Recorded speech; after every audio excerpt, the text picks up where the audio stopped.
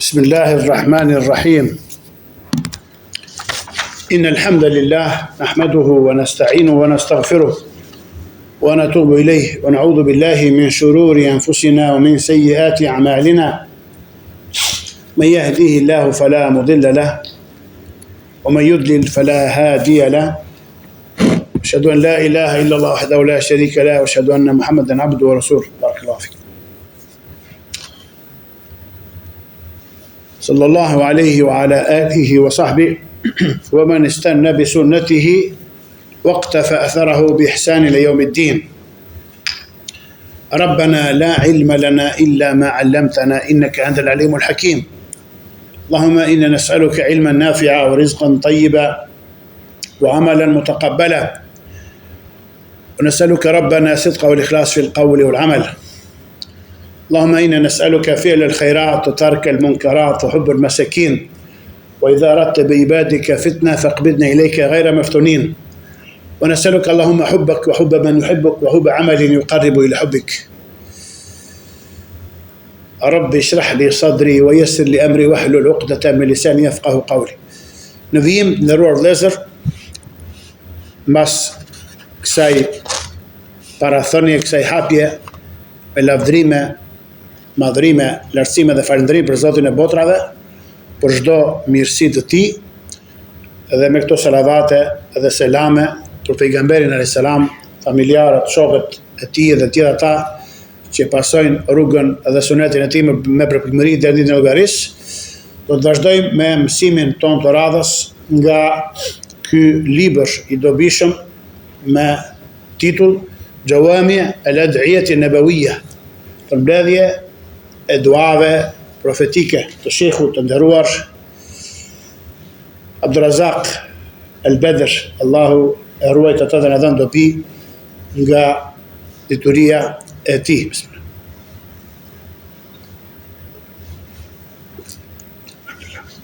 Thot autori, Allahu ruajt, në këtë kapitull, thot sharhu hadith elidhu bijadhe l-gjelali wal-ikram. Pra komenti ose shpjegimi i hadithit, përmbajuni duas o ti zotëruesi madhështisë dhe i nderimit. Thot Allahu ruajt, rawa Ahmed wal-Hakim عن ربيعة ابن عامر رضي الله تعالى عنه قال: سمعت رسول الله صلى الله عليه وآله وسلم يقول: ألظوا بهذا الجلال والإكرام. وروى الترمذي عن أنس بن مالك رضي الله تعالى عنه قال: قال رسول الله صلى الله عليه وآله وسلم: ألظوا بهذا الجلال والإكرام. Thot autori, Allah ruajt, transmeton Imam Ahmedi dhe El Hakim,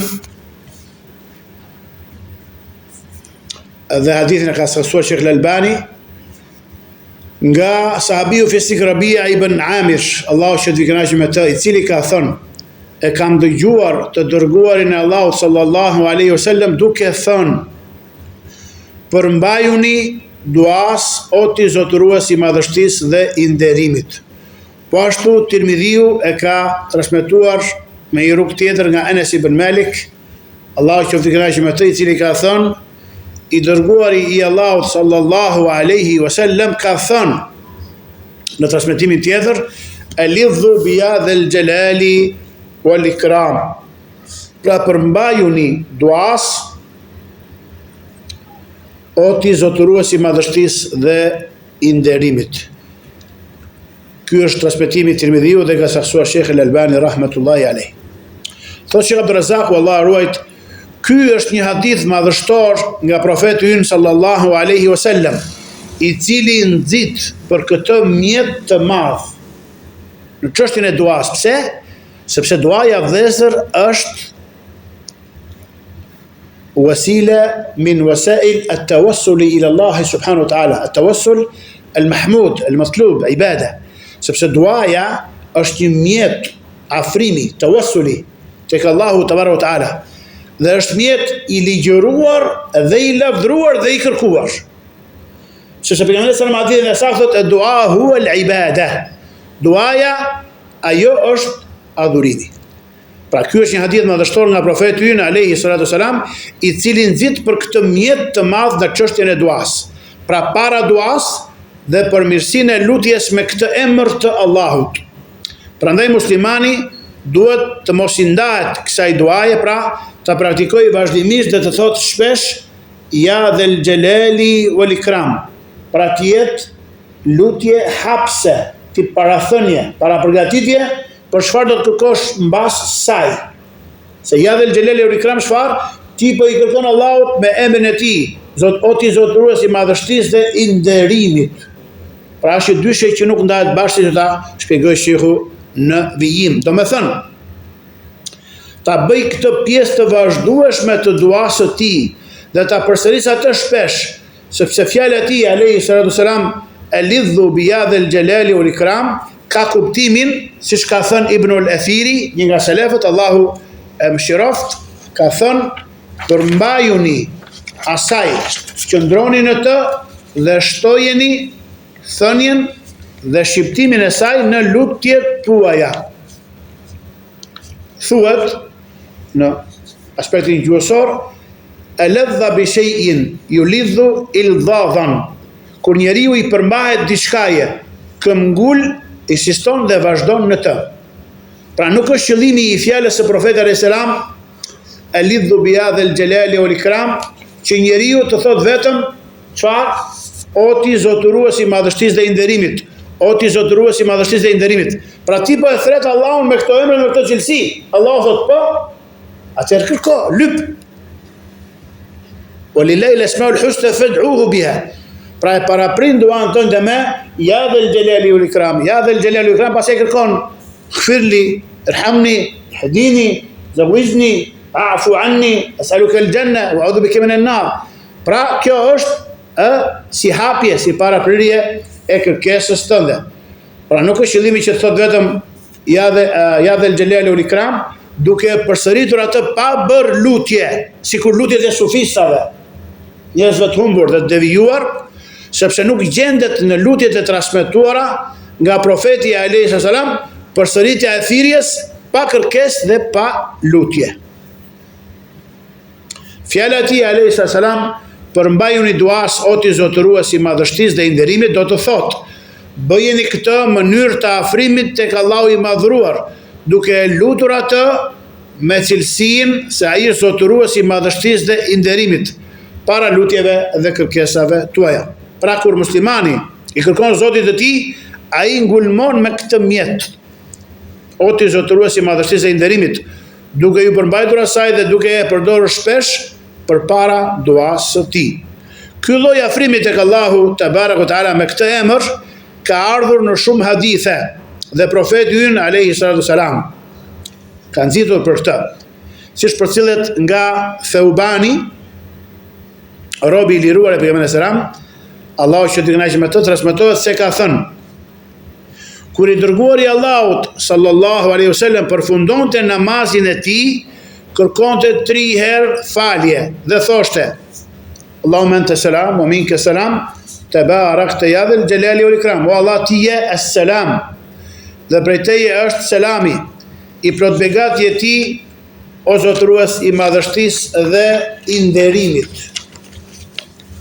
Al-Walidi tha, një nga transmetuesit e hadithit, i thash al-Auza'it: si bëhet kërkimi i faljes? Pra kërkonte falje, thot. Ai tha, thua astaghfirullah, astaghfirullah, astaghfirullah. Pra kërkoj falje nga Allahu, kërkoj falje nga Allahu, kërkoj falje nga Allahu. Këtë e transmeton Muslimi. Në transmetim tjetër thuhet, kur jepte selam, pejgamberi selam nuk ulej përveç se ai sa të thoshte Allahumma anta salam wa minka salam, tabarakta ya dhal jalali wal ikram. Do të thotë nuk ulej, pra nuk rinte në pozicionin final të namazit pa u kthyer me fytyrë nga sahabët, nga xhamati. Pra, aq ishte qëndrimi i tij, ai sa të thoshte Allahumma astaghfirullah, astaghfirullah, astaghfirullah, Allahumma anta salam wa minka salam, tabarakta ya dhal jalali wal ikram. Pra Allah, ti je as-salam, prej teje është selami, i plot begati e ti, o zotërues i madhështisë dhe i nderimit. Në transmetimin e Ibn Numejrit thuhet, ja dhel gjelali wal ikram. Pra, pa të shtojsin Allahumma ente selam o minke selam, të barak të ja dhel gjelali wal ikram. Pra, o ti zotëruesi i madhështisë dhe i nderimit. Nga Abdullah ibn Abi al-Hudhayl transmetohet se ka thënë, ata, kur thot tabini ata, do të thot sahabët. Ata pëlqenin që kur personi mbaron të namazin të thoshte Allahumma ente selam o minke selam, të barak të ja dhel gjelali wal ikram. O Allah ti je selam, prej teje selami, i plot begat, ose përshtat edhe i shenjt je ti, o zotëruesi i madhështisë dhe i nderimit. Pa shive, çfarë fozite ka Isa, e thonin me njerë mas namazit fars. Gjithashtu nga Enesi, Ibn Malik radiallahu ta'ala anhu, transmetohet se ai ishte ulur me të dërguarin e Allahut alayhi salatu selam, ndërsa një burr po falej. Dhe pastaj bëri dua duke thënë, pra ky burri. Do thotë që e ka ngritur zërin derisa e ka dëgjuar Enesi radiallahu dhe pejgamberin selam. Si u lut ky burr, u lut duke thënë: Allahumma inni as'aluka bi anna laka alhamdu la ilaha illa ant al-mannan badi'u as-samawati wal ard ya dha al-jalali wal ikram ya hayyu ya qayyum. Pra bëri hapin e duas ti. O Allah, unë të kërkoj ty sepse vërtet ty të takoni gjithë lavdërimi. Nuk ka të adhuruar tjetër me të drejtë përveç teje. Ti je dhënësi, pra dhuruesi i madh, krijuesi i qiellit dhe i tokës, o zotëruesi i madhështisë dhe i nderimit, o i gjallë, i vetëmjaftueshëm dhe mbajtësi i gjithçkaje. Atëherë profeti sallallahu alajhi wasallam çfarë tha? Ai e ka lutur Allahun me emrin e tij më të madh, me të cilin nëse ai thirret, përgjigjet, dhe nëse i kërkohet me të, ai jep. لقد سأل الله باسم الأعظم الذي إذا سئل به شفار أجاب إذا دعي به أجاب وإذا سئل به أعطى. Kështu ka hadithi. Pra, ky burri që bëri këtë parathënie, që do thotë, çfarë kërkosh ti mbas kësaj duaje hapse, Allahu do të përgjigjet dhe do ta plotësoj lutjen tënde. Pra kjo është min adab ad-dua, është prej edukatës dhe etikës së duas.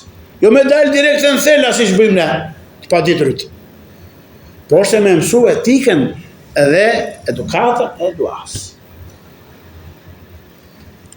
Të hadithi që përsodhë me transmeton Abu Daudi. Po ashtu nga Muadhi ibn Jabal radiallahu ta'ala anhu transmetohet se ka thënë, profeti sallallahu alaihi wasallam dëgjoi një burr duke u lutur dhe duke thënë: O Allah, të kërkoj ty plotësimin e mirësisë. Atëherë ai, pra profeti selam tha: çfarë është plotësimi i mirësisë? Ky burri tha: është një lutje me të cilën të jam lutur dhe me të cilën shpresoj të arrij të mirën. Ai, alayhi salam, tha: me të vërtet, prej plotësimit të mirësisë është hyrja në xhenet dhe shpëtimi nga zjarri. Ai burri tha: Allahumma inni as'aluka tamam al-minna. Pra ma plotëson mirësinë atë kërkesë që të kam kërkuar. U bë kurioz të thënë, çfarë ke kërkuar Zotit botrave?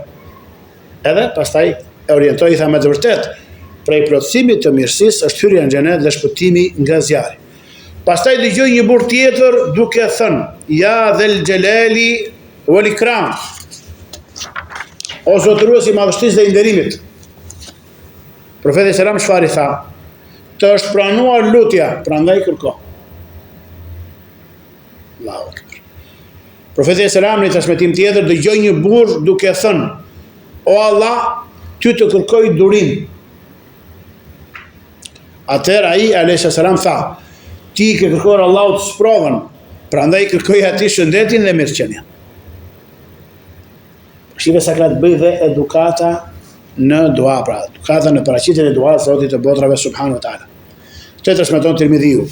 Fjala e profetit alayhi salam drejtuar këtij burri që e dëgjoi duke thënë: O zotëruesi i madhështisë dhe i nderimit, dhe i tha: të është pranuar duaja, pra lutja, prandaj kërko, e përforcon atë që u shpjegua më herët, se kur muslimani thot: Ja dhel xhelali wal ikram, o zotëruesi i madhështisë dhe i nderimit, nuk mjaftohet vetëm me përsëritjen e kësaj shprehje pa bërë lutje, por i kërkon Allahut pas kësaj thirrjeje, ka të përsosur me këtë emër, me të cilësi, dhe pas këtij afrimi madhështor, pra tek Allahu i lartësuar. Çfarë është dhul xhelali wal ikram? Pra zotëruesi i madhështisë dhe i nderimit është prej emrave të bukur të Allahut. Ky emër, thotë Sheikhu Abdulrazzaku, ka ardhur në 2 vende në Kuranin Fisnik, që të dyja në surën Ar-Rahman. Vendi I parë ku thotë I lartësuari: kullu man alejha fan wa yabqa wajhu rabbika dhul jalali wal ikram. Gjithçka ka mbi tokë, pra mbi tokë fan, do të shkatërrohet dhe do të mbetet vetëm fytyra e Zotit tënd, zotëruesit të madhështisë dhe të nderimit. Dhe fjala e tij: tabarak ismu rabbika dhil jalali wal ikram, në fund të kësaj sure të begat. Pra I plot begat është emri I Zotit tënd, zotëruesit të madhështisë dhe të nderimit. Pra kjo dua ose këto fjalësh që përmban këto 2 cilësi dhe emrat Allah subhanahu wa taala kanë ardhur dhe me Kur'an, pra dhe në Kur'an edhe në Sunet. Ky është quhen prej emrave të bashkëngjitur, është më saktë në shqip, emrave të përbërë me cilësi, të cilët një grup dietarësh I kanë llogaritur prej emrave të bukur të Allahut te barekuhu teala. Sheikhul Islam Ibn Taymija, Allahu mëshiroft, ka thënë: po ashtu prej emrave të tij të bashkëngjitur janë Arhamur Rahimin, më mëshiruesi mëshiruesve, Khairul Ghafirin, më I miri I falësve, Rabbil Alamin, pra është emër I përbërë, I bashkëngjitur. Rabbil Alamin, Zoti I gjitha botëve, ose Maliki ose Maliki Yawmiddin, sunduesi I ditës gjykimit, ose mbreti I ditës gjykimit, krijuesi më I mirë, ai që I të bën njerëzit në ditën në të cilën nuk ka dyshim në të, ose tjetra Muqallibul Qulub, ai që I rrotullon zemrat, si dhe të tjerë emra përveç këtyre, prej atyre emrave që janë vërtetuar në Kur'an dhe Sunet, dhe është vërtetuar përdorimi I tyre në dua me ijman, pra me unanimitetin dhe dakordsinë e muslimanëve. Mbaroj fjalën e tij, Allahu mëshiroft. Ky është për emrave që tregojnë për një grup cilësish të shumta, e jo vetëm për një kuptim të vetëm. Për këtë ka tërhequr vëmendjen edhe nxënësi Ibn Taymijas, pra dietari nderuar Ibn Qayyim al-Jauziyja, Allahu mëshiroft, në një libër ku flet për rregullat që lidhen me emrat e bukur të Allahut, të cilat I ka përmendur në librin e tij që quhet Bada'iul Fawaid, dobite e bukura dhe të rralla. Është libër që dietarët këshillojnë nxënësit e tij që ta blejnë dhe të përfitojnë nga ky libër. Thotë: bashkëngjitja në fjalën e Allahut Dhul Jalali wal Ikram, zotëruesi I madhështisë dhe I nderimit, është prej llojit të bashkëngjitjes së cilësisë së tij të pandashme nga ai.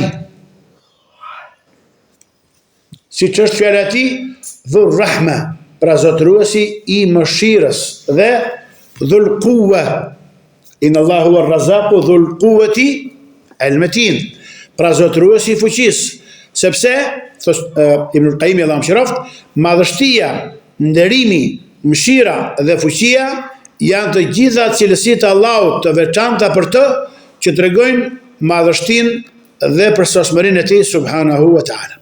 Ndërsa fjala Allah të lartësuar ku thot Dhul Arshil Majid në surën Al-Buruj, zotëruesi I Arshit të lavdishëm, është për lloj të bashkëngjitjes së një krijese tek krijuesi I saj, pra në kuptimin e nderimit dhe të madhërimit. Në fjalën e tij Dhul Jalali wal Ikram, gjithashtu janë bashkuar 2 lloje cilësish. Thoshte Abdulrazzaku, shpesh në Kur'an këto 2 lloje përmenden së bashku, si për shembull në fjalën e Allahut lartësuar ku thot Rahmatullahi wa barakatuhu alaykum ahlal bayt innahu Hamidum Majid. Pra kur melekët I drejtuan familjes Ibrahim alayhis salam, mëshira e Allahut dhe begatitë e tij qofshin mbi ju, o pjesëtar të familjes së Ibrahimit. Vërtet, çfarë? Innahu Hamidum Majid, ai është I falendëruari dhe I lavdishmi, ose I lavdëruari subhanahu wa taala.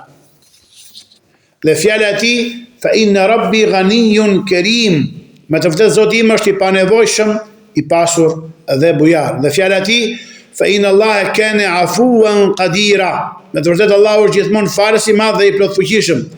Dhe fjala e tij wallahu qadir wallahu ghafurur rahim, Allahu është i fuqishëm dhe Allahu është falës i madh e mëshirues. Dhe fjala e tij wa huwa al-ghafurul wadud, prapë në surën Al-Buruj.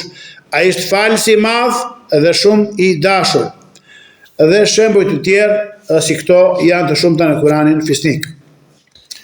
Gjithashtu Ibn al-Qayyim Allahu mëshiroft gjatë fjalës së tij rreth dy emrave El-Hamid, pra i falendëruari që meriton çdo lavdërim, dhe El-Majid, pra madhështori që posedon lavdi, ka thënë se këto dy emra, ose te këto dy emra kthehet e gjithë përsosmëria.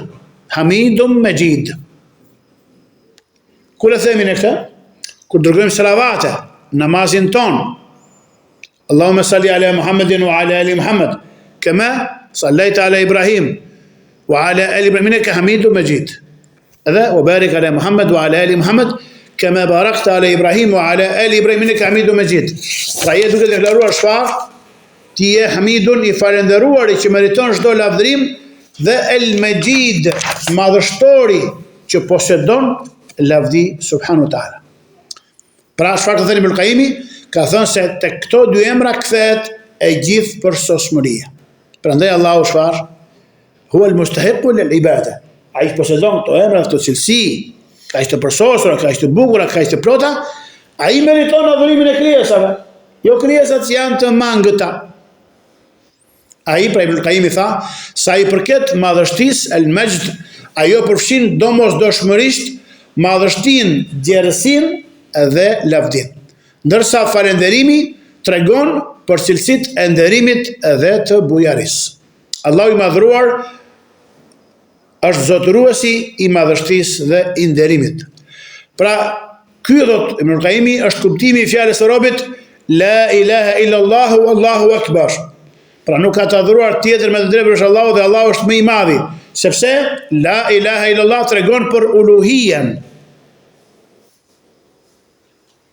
të drejtën dhe meritën e adhurimit dhe veçimin e tij në të. Pra uluhia e tij e bën të domosdoshme dashurinë e plot ndaj tij, ndërsa fjala Allahu Akbar tregon për madhështinë dhe lavdinë e tij subhanahu wa taala. Kjo kërkon madhërimin, lartësimin dhe madhështimin e tij. Për këtë arsye Allahu i lartësuar i bashkon shpesh këto dy lloje në Kur'an. Pra mbaroj fjala e Ibn al-Qayyimit, Allahu mëshiroft. Pra El Jalal, madhështia, përfshin madhërimin, ndërsa El Ikram, nderimi, bujaria, përfshin lavdërimin dhe dashurinë. Al-Khattabi, një nga selefët e mëdhenj, Allahu mëshiroft, duke shpjeguar kuptimet që mund të përmbajë ky emër, ka thënë: domethënia është Allahu i plotfuqishëm e i madhëruar është i denjë që të madhërohet dhe të nderohet, prandaj nuk duhet të mohohet dhe as të, pra nuk duhet që të mohohet dhe as të mos besohet në të. Pra quhet fa la yajuzu an yujhad wa la yajuzu an yukfar. Porse është shqipja që na vë pak në vështirësi, domethënë me këto terma arabe. Mund të ketë edhe kuptimin, thot El-Khattabi, ai i nderon njerëzit e dashurisë dhe bindjes ndaj tij. U angre gradat duke i udhëzuar në bindje ndaj tij në këtë botë, i madhëron duke u pranuar veprat e tyre dhe duke u ngritur atyre gradat dhe shkallat në xhenetet e larta. Allah na bëfë tyre. Mund të ketë edhe kuptimin që njëra prej dy çështjeve, madhështia, El Jalal, i atribuohet Allahut të lartësuar si cilësi e tij, ndërsa tjetra i atribuohet robit si vepër prej tij.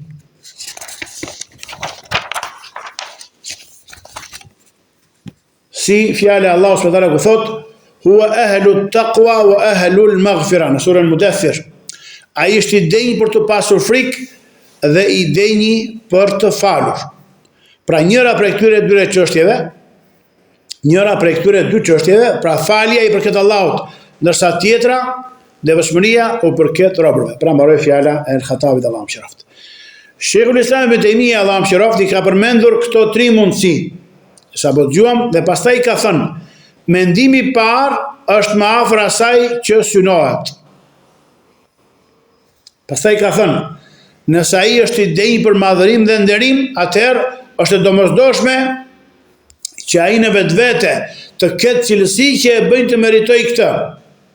Sikurse kur thuhet i adhuruar ishte ai që meriton të adhurohet, kjo do të thotë se ai në vetvete posidon atë që e bën të meritoj këtë. Dhe kur thuhet, si që dëgjuam, wa ahlu taqwa wa ahlu al-maghfira, ai ishte i denjë për devotshmëri, atëherë ai për Allah subhanahu wa taala në vetvete posedon atë që e bën të jetë i denjë që të ruhet dhe të kihet frikë prej tij. Se çfarë është taqwa? Është të vendosësh midis teje dhe asaj që i friksohesh për zemrën dhe me dënimin e Allahut një muroj mbrojtëse, duke vepruar urdhëresat e tij dhe duke ruajtur ngadalesat. Pra ehlu taqwa, pra i merituar që të ruhemi nga zemrimi dhe ndëshkimi i tij subhanahu wa taala. Pra dhe kur thuhet ai është i denjë për devotshmëri, huwa ehlu taqwa, do të thotë atëherë ai në vetvete posedon atë që e bën të jetë i denjë që të ruhet dhe të kihet frikë prej tij. Nga kjo është dhe fjala e profetit sallam kur ngrinte kokën nga rukuja pasi thoshte Rabbana wa lakal hamd, Zoti ynë ty të takoni gjithë lavdërimi, profeti sallam lutej dhe thoshte, është dua që ka ardhur kjo pasi ngrihemi nga rukuja, mil as-samawati wa mil al-ard wa mil ma bainahuma wa mil ma shi'ta min shay'in ba'd ahla ath-thana'i wal majd haqqu ma qala al-'abd wa kulluna laka 'abd لا منع لما أعطيت ولا معطي لما منعت ولا ينفع ذا الجد منك الجد. Çfarë thoshte pejgamberi sa ngrite kokën nga rukuja, pasi thoshte Rabbana wa lakal hamd, thoshte pra Zoti ty të takojë të gjithë lavdërimi dhe falëndrimi, ai sa mbushin qiejt, sa mbush tokën, sa mbush atë që është mes tyre, dhe sa mbush çfarë do gjë që ti dëshiron pas kësaj, ai lavdërimi yt që Allah e meriton. Pastaj thot kjo është fjala më e drejtë që mund të thotë robi, dhe të gjithë ne jemi robër të tu. Askush nuk mund ta ndalojë atë që ti jep, dhe askush nuk mund të jap atë që ti ndalon. Ati që posedon pasuri dhe pozit, nuk i bën dobi pasuria përballë teje, prej teje është e gjithë bujaria. Allahu akbar. Mësojeni këtë dua vëllezër. ملء السماوات وملء الأرض وملء ما بينهما وملء ما شئت من كل شيء بعد deri në fund të kësaj duaje që e përmendëm. Kush dëshiron inshallah mbas mësimit ta përmendim këtë, transmeton Muslimi në të saktën e tij. Domethënë thoshte Abu Razaku, ai është i denjë që të lavdërohet dhe të madhrohet. Robrit nuk mund ta përmbledhin lavdërimin ndaj tij. Ai është ashtu siç e ka lavdëruar veten e tij. Po kështu ai është i denjë të nderohet dhe të lartësohet. Ai i lartësuari e madhron dhe e nderon veten e tij, ndërsa robrit nuk mund ta përmbledhin madhrimin dhe nderimin që i takon atij subhanahu wa taala. Madhrimi është i së njëjtës natyrë me lartësimin, ndërsa nderimi është i së njëjtës natyrë me dashurinë dhe lavdërimin. Kjo është si fjala e atij lahul mulku wa lahul hamd. Atij takon i gjithë sundimi dhe atij takon i gjithë falënderimi, pra surën Taghabun. Andaj atij i takon madhëria dhe sundimi, atij takon nderimi dhe lavdërimi. Pastaj tha, fjala e tij wa yabqa wajhu rabbika dhul jalali wal ikram. Dhe do të mbetet fytyra e Zotit tënd zotërues i madhërisë dhe i bujarisë. Dhe fjala e tij tabarak ismu rabbika dhil jalali wal ikram. I plot begat është emri i Zotit tënd zotërues i madhërisë dhe i bujarisë. Dhe thoshte Islami në mushafit e banorëve të Shemit, pra një qiraat, një lloj leximi është tabarak ismu rabbika dhi me kesra, dhil jalali wal ikram. Banorët e Shamit e lexonin tabarak ismu rabbika dhul jalali wal ikram. Pra i plot begat është emri i Zotit tënd, zotërues i madhërisë dhe i bujarisë. Dhe ky është leximi i Ibn Amirit, nga hufadhët, nga lexuesit e mirë të Kuranit dhe shejkhat e kësaj lëmie dhe kësaj diturie. Sipas këtij leximi, thotë Ibn Taymija, vetë emri përshkruhet me madhëri dhe bujari, ndërsa në mushafet e tjerë dhe sipas leximit të shumicës, pra kur thuhet tabarak ismu rabbika dhil jalali wal ikram, dhe do të mbetet fytyra e Zotit tënd zotërues i madhërisë dhe i bujarisë. Kësaj radhe zotrimi i madhërisë dhe i bujarisë i atribuohet Allahut. Erën tjetër me dhu i atribuohet emrit. Pra dhe emrin Allahu e ka çfarë? Emri i tij është zotërues i madhërisë dhe i bujarisë, dhe vetë Allahu te barotala është zotërues i madhërisë dhe i bujarisë. Këto janë nga ato çuditëra dhe gjërat e bukura dhe të thella të gjuhës së përsosur arabe. Nëse thotë Sheikh Islami, fytyra e tij është zotëruese e madhërisë dhe e bujarisë.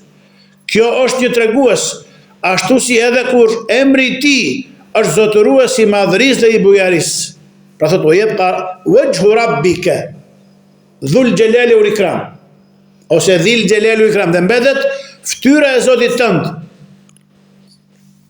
Pra thotë nëse fytyra e tij është zotëruese e madhërisë dhe e bujarisë, kjo është një tregues, ashtu si edhe vetë emri i tij është zotërues i madhërisë dhe i bujarisë, kjo është tregues për vetë e mërtuarin. Kjo sqaron se kuptimi është se ai është i denjë të madhrohet edhe të nderohet subhanahu wa taala. Pra mbaroi fjala e Ibn Taymiyyah sallallahu alaihi wasallam.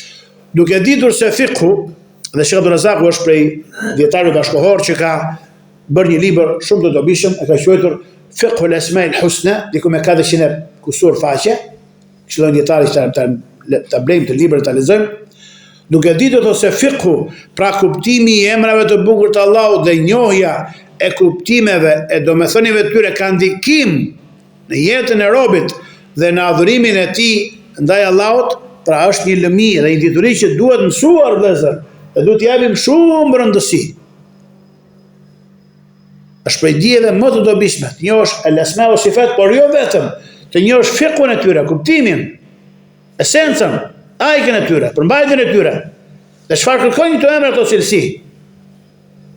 Ashtu që të realizosh hadithin që Pejgamberi sallallahu alajhi wasallam, Allahu thotë i ka 99 emra, 100 pa 1. Kush i përfshin ato ose kush i mëson ato dhe punon me to do të hyjë në xhenet. Pra ka për qëllim të lloj diturie. Kjo është ajo që ta ndihmon ty në saksimin e tauhidit tat dhe në saksimin dhe realizimin e robërimit, al-ubudiyya. Ato për cilin ti je krijuar që ti jesh rob i Allahut. Po nëse nuk i jep emrat e cilësitë e tij, si do jesh ti rob i Allahut? Ti je i mangët. Ti je i dobët. Është ajo që ndodh me ne, të dobtit dhe të mangëtit në këtë dituri. Allahu na përmirësoft. Gjithashtu do që ka ndikim në pranimin e lutjes së tij, në realizimin e shpresës së tij dhe në dhënien e asaj që ai kërkon, pra lyp prej Zotit të botrave. Një prej dietarëve ka një emër çuditshëm, quhet Qawamus Sunna al-Isfahani, Allahu mëshiroft, ka thënë, disa dietar kanë thënë, detyrimi i parë që Allahu ka bërë krijesave të tij është njohja e tij. Kur njerëzit e njohin atë, atëherë adhurojnë, pra e veçojnë me adhurim. Si mund të adhurosh ti diçka që nuk e njeh? Allah lërsuar ka thënë, fa'lam annahu la ilaha illa Allahu wastaghfir li dhanbika wa lil mu'minin, në surën Muhammed. Ka thënë lërsuari, dije se nuk ka të adhuruar tjetër me të drejtë përveç Allahut. Prandaj thot, muslimanët duhet i njohin emrat e Allahut dhe kuptimet e tyre, që ta madhrojnë atë me madhrimin që i takon dhe që ai e meriton subhanahu wa taala. Nëse një njeri dëshiron të ketë marrëdhënie me një tjetër, sill një paralelizëm, një shembull sikur. Çfarë thotë? Nëse një njeri dëshiron të ketë marrëdhënie me një tjetër, ai kërkon të di emrin e tij, nofkën, emrin e babait dhe dyshit të tij, madje pyet për çështjet e tij të vogla dhe të mëdha, pra më të imtat. Thellohet, atëherë Allahu subhanahu wa taala, i cili na krijoi dhe na furnizoi, ai nga i cili shpresojmë mëshirën dhe i friksohemi zemërimit të tij, është më parsor që t'i njohim emrat dhe kuptimet e tij. A përsesim edhe një herë këto fjali, se janë të bukura, pra çfarë do Sheikh Abdul Razak? Thotë nëse një njeri dëshiron të ketë marrëdhënie me një tjetër, ai kërkon të di emrin e tij, nofkën, pra si e thrasin ata familjarës, ata rreth i ngushtë, emrin e babait të tij, të gjyshit të tij, madje pyet për çështjet e tij të vogla dhe të mëdha. Atëherë Allahu tabaraka taala, i cili na krijoi dhe na furnizoi, ai nga i cili shpresojmë mëshirën dhe i friksohemi zemërimit të tij, është më parsor që t'i njohim emrat e tij dhe kuptimet e tyre. Edhe ka përmbledhur Sheikh Abdul Razak, ka përmbledhur këtë mësim ka i dobishëm duke thënë Ibn Qayyim al-Jawziyya, Allahu mëshiroft, kur Allahu i lartësuar e i madhruar dëshiron ta nderojë një rob me njohjen e tij dhe ta mbush zemrën e tij me dashurinë ndaj tij, ja hap kraharorin për të pranuar cilësitë e tij të larta dhe për t'i marrë ato nga drita e shpalljes, pra nga Kurani dhe Suneti. Kur i arrin ndonjë prej tyre, ai e pranon, e mirëpret me kënaqësi dhe nënshtrim, i bindet me përullësi, zemra i zjerohet, krahërori i qetësohet dhe mbushet me gëzim e dashuri. Ai e kupton se kjo është një prej mënyrave me të cilat Allahu ja ka bërë veten të njohur pra robit nëpërmjet gjuhës së të dërguarit të tij alayhis salam. Atë cilësi robi e vendos në zemrën e tij si ushqimin për të cilin ka nevojën më të madhe dhe si shërimin për të cilin është më shumë i nevojshëm. Sa më madhe të jetë smundja, të jetë ignoranca, të jetë largimi nga Allahu, pra aq më i madh është nevoja, më e madhe është nevoja për këtë shërim dhe për këtë ilaç. Zemra e tij thotë gjen qetësi tek ajo, dhe ai endet në fushat e njohjes së saj, duke shëtitur me syrin e zemrës në kopshtet dhe lëndinat e saj, derisa bindet se fisnikëria e dijes varet nga fisnikëria e asaj që njihet. Nuk ka të njohur më madhështore më fisnik se ai që i përkasin këto cilësi. Ai është zotëruesi i emrave më të bukur dhe cilësive më të larta. Fisnikëria e tij, fisnikëria e kësaj dije varet gjithashtu nga masa e nevojës për të. Më i përmalluar dhe më i nevojshëm të jetë robi, aq më çfarë më tepër i penjohet dhe aq më shumë e fisnikëron Allahu subhanahu wa taala. Pra sa më shumë të llohet njeriu në emrin e cilësitë të Allahut, është më fisniku, është më i larti se njerëzit e tjerë. Shpirtra thotë, nuk ka nevojë për asgjë më të madhe se njohja e krijuesit dhe formësuesit të tyre. Dashuria për të, përmendja e tij, gëzimi me të, kërkimi i afrimit tek ai dhe afërsisë pranë tij. Nuk ka rrugë për këtë veçse duke njohur cilësitë dhe emrat e tij, pra rruga e dijes, rruga pra e sakrifikimit dhe sakrificës për të mësuar këtë diturinë e emrave të cilësive të tij. Pastaj thot, sa më i ditur të jetë robi për to, aq më shumë e njeh Allahun, aq më shumë e kërkon atë dhe aq më afër bëhet me të. Sa më pak t'i njoh ato, aq më i paditur është për Allahun, aq më pak e do atë dhe aq më larg është prej tij. Allah na rujt. Allah vendos robin në pozitën që robi jep Allahut në zemrën e tij. Pra, e mbyllim me këto fjalë, me këto perla të Ibnul Qayyimit, Allahu mëshiroft atë dhe neve. Lutë Allahun ta bëj dobi me këto që dëgjojmë, dhe ta bëj për atyre që i dëgjojnë fjalët dhe pasojnë ato me përpëmëri. Subhanak Allahumma bihamdik, la ilaha illa anta, astaghfiruka wa atubu ilaik. Wallahu a'lam. Wa sallallahu sallam wa barik nabina Muhammad wa alihi wa sahbihi ajma'in. Lutja ala fundit është alhamdulillahi rabbil alamin.